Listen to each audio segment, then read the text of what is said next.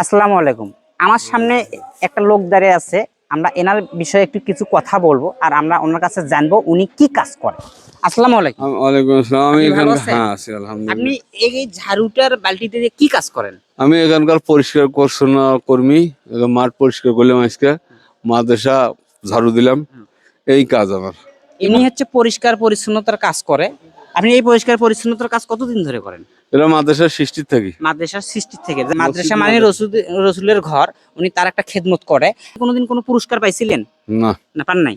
উনি কখনো পুরস্কার পায় নাই। তা যাই হোক, উনি মাদ্রাসার একটা খেদমত করে, খেদমতের কাজ করে, পরিষ্কার পরিচ্ছন্নতার কাজ করে। তাকে আমরা এই টাকার মালাটা দেবো আজকে, মানে আমি একটা তাকে সম্মান করব।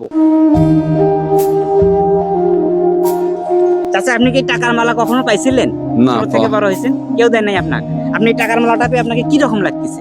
ভালো। ভালো লাগতেছে? আপনি কি খুশি? হুম। টাকার মালাটা সবার ভাগ্যে ছিল না।